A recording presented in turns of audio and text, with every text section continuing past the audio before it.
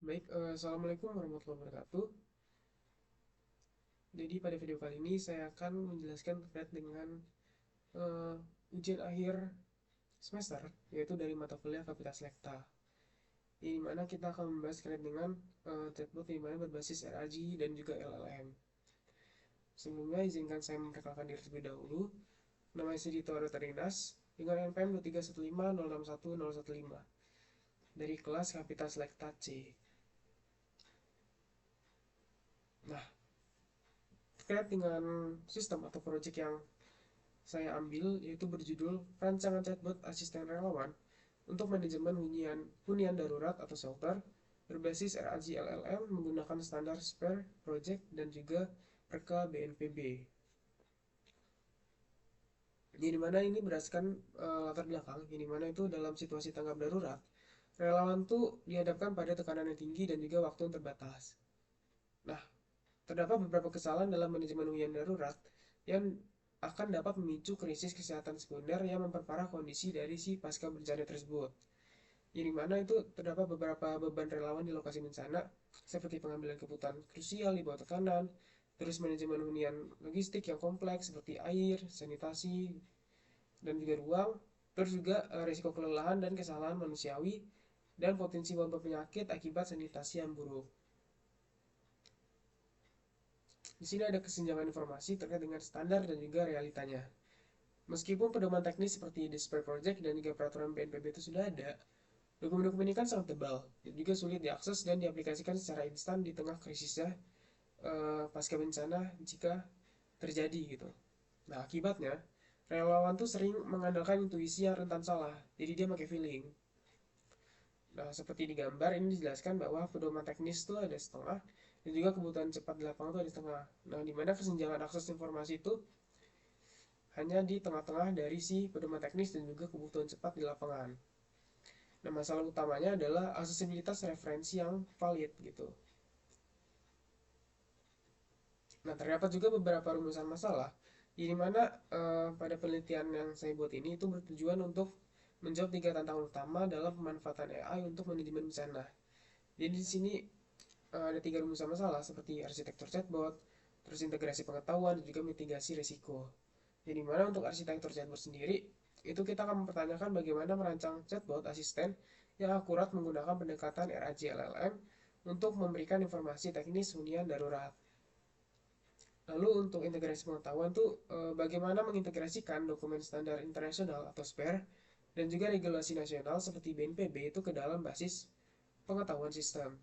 Dan yang ketiga terkait dengan mitigasi risiko, itu bagaimana pendekatan RAG LLM itu dapat memitigasi risiko halusinasi AI terkait prosedur logistik dan standar kesehatan di pengungsian.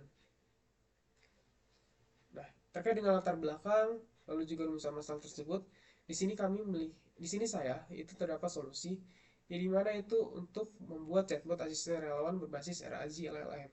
Ini mana untuk sebuah sistem ini tuh pendukung keputusan interaktif yang dirancang tuh untuk menjembatani kesenjangan antara standar teknis dan kebutuhan keputusan cepat di lapangan. Jadi untuk relawan sendiri itu nanti bisa bertanya dalam chatbot ini dalam bahasa alami dan juga akan mendapat jawaban yang akurat. Karena di sini kita akan berlandaskan terkait dengan spare dan juga perka BNPB tersebut. Jadi kita untuk pengambilan data dari jawaban si chatbot tersebut itu tidak salah-salah lah. Bisa dibilang ini jawabannya akan valid gitu. Seperti di sini ada fungsi utamanya, yaitu ada menjawab pertanyaan logistik seperti terkait dengan kebutuhan air untuk di pusat bencana tersebut, terus luas tenda itu harus berapa, dan juga sanitasinya. Lalu juga untuk chatbot sendiri itu akan memahami bahasa percakapan kita sehari-hari. Terus memberikan jawaban yang valid secara teknis dan juga mengurangi beban kognitif relawan di lapangan. Nah, di sini kita langsung masuk ke pembahasan, di mana itu ada mitigasi halusinasi AI dengan pendekatan RAG.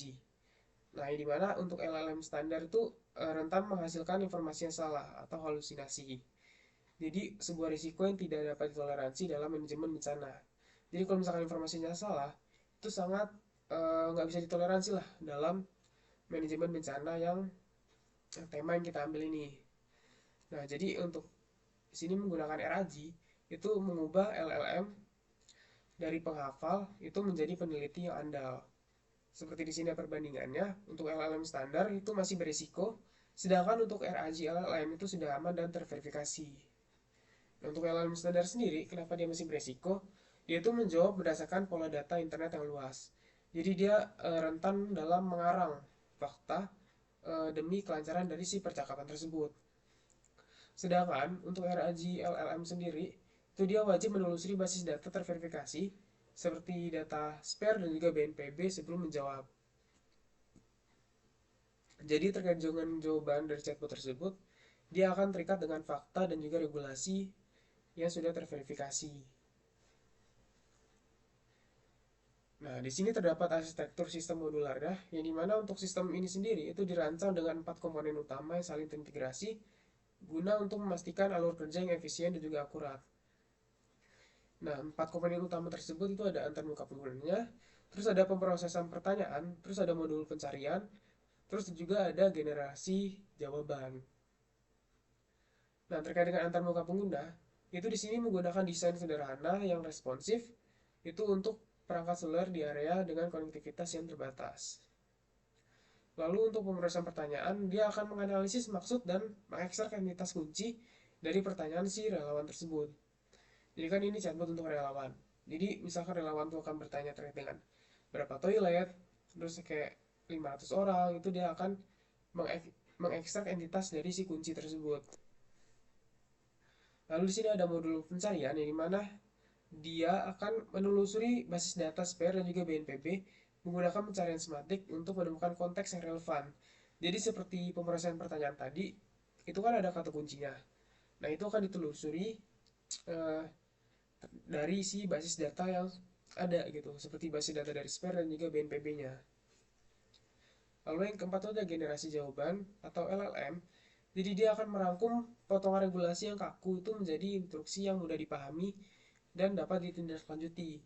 Jadi untuk chatbot sendiri itu, jadi untuk relawan sendiri itu tidak akan kebingungan dari hasil output jawaban si chatbot, karena dia udah diubah menjadi instruksi yang mudah dipahami. Seperti itu. Nah, di sini ada proses integrasi basis pengetahuan, ini mana untuk proses regulasi yang statis itu diubah menjadi basis pengetahuan dinamis melalui serangkaian proses teknik yang sistematis. Jadi di sini ada prosesnya. Yang pertama itu dokumen PDF. Jadi kita mencari data valid, yaitu karena di sini terkait dengan bencana, kita mencari data valid dari SPARE dan juga BNPB. Lalu yang kedua kita ekstraksi dan pembersihan teks. Yang ketiga kita segmentasi semantik atau chunking. Yang keempat kita vektorisasi atau embedding. Dan yang kelima itu indeks di database vektornya. Nah, di sini lanjut ke alur kerja sistem. Ya, dimana untuk pertama itu alurnya adalah input dari si pengguna. Jadi relawan itu akan mengajukan pertanyaan melalui yang terbuka dari chatbot tersebut. Dan yang kedua itu masuk ke vektorisasi query. Jadi dimana pertanyaan itu diubah menjadi vektor numerik untuk pencarian semantik. Yang ketiga itu pencarian atau retrieval, yang dimana itu sistem akan mencari potongan dokumen yang paling relevan dari database vektor. Jadi dari kata kunci query tersebut itu langsung masuk ke pencarian. Jadi dia mencari potongan dokumen yang valid gitu. Lalu yang keempat itu ada augmentasi dan generasi. Jadi di mana potongan dokumen itu disuntikan ke LLM untuk menghasilkan jawaban yang faktual. Dan yang kelima itu adalah output terverifikasi. Jadi untuk jawaban sendiri itu akan disajikan kepada relawan lengkap dengan citasi dari sumber tersebut. Nah, di sini kita langsung masuk ke kesimpulan dari pembahasan terkait dengan project kita, project saya. Jadi terkait dengan penerapan arsitektur Retrieval Augmented Generation atau RAG berbasis Large Language Model atau LLM itu hadir sebagai solusi strategis untuk mengatasi keterbatasan akses informasi teknis bagi relawan di lapangan. Jadi melalui integrasi basis pengetahuan dari Disper Handbook dan juga Perka BNPB, sistem ini tidak hanya menjamin validasi instruksi sesuai standar kemanusiaan dan regulasi nasional, tetapi juga sesuai efektif memitigasi risiko halusinasi dari si AI. Dengan demikian, untuk teknologi ini mampu mentransformasi Dokumen regulasi yang statis menjadi asisten cerdas yang mendukung pengambilan keputusan logistik secara cepat dan akurat dan aman bagi keselamatan si pengungsi. Nah, bisa kita lihat di sini saya sudah membuat terkait dengan chatbot dari penerapan project ini. Nah, jadi di sini untuk UI-nya sendiri, di sini saya ambil untuk warna biru. Jadi di sini ada percakapan baru. Di sini yang pertama itu ada judulnya itu shelter assistant. Di sini ada percakapan baru. Di sini untuk riwayat percakapan. Jadi untuk chat yang sudah masuk itu masuk ke riwayat percakapan. Dan untuk sistemnya sendiri di sini embedding untuk Hugging Face multilingual, dan juga LLM sendiri dia manggil dari si AI Llama 3.3. Dan untuk dokumennya sendiri dia dari dokumen spare dan juga BNPB. Nah, di sini terdapat asisten hunian darurat, chatbot RAG LLM berdasarkan standar spare project dan juga perka BNPB. Dan di sini saya sudah mencoba terkait dengan pertanyaan pertama, yaitu berapa sih luas minimum shelter per orang menurut spare gitu. Nah, di sini untuk chatbot sendiri dia langsung menjawab dari beberapa kata kunci yang ada dari dokumen spare dan juga BNPB. Jadi di sini dia menjawab untuk luas minimum shelter per orang menurut spare itu adalah 45 meter persegi untuk tiap orang di pemukiman yang dikelola seperti tempat pengungsian, termasuk wilayah kegiatan rumah tangga, atau 30 meter persegi untuk tiap orang, termasuk area kegiatan rumah tangga, yang mana lokasi untuk kegiatan bersama dapat diletakkan di luar area hunian. Seperti itu. Lalu di sini saya juga bertanya terkait dengan berapa sih rasio toilet per orang di shelter pengungsian. Nah, di sini dijawab, misal satu toilet itu untuk 50 orang untuk jangka pendek. Terus satu toilet untuk 20 orang itu jika bersama keluarga untuk jangka menengah dan panjang. Dan satu toilet untuk 5 orang atau satu keluarga. Seperti itu untuk rasio rata-rata toilet per orang di shelter pengungsian. Nah, di sini adalah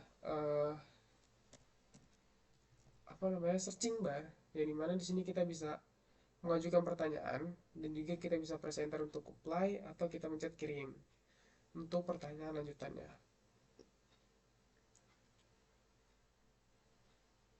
Baik, mungkin sekian terkait dengan presentasi saya untuk UAS dari Kapita Selekta. Terima kasih atas perhatiannya. Saya akhiri, wassalamualaikum warahmatullahi wabarakatuh.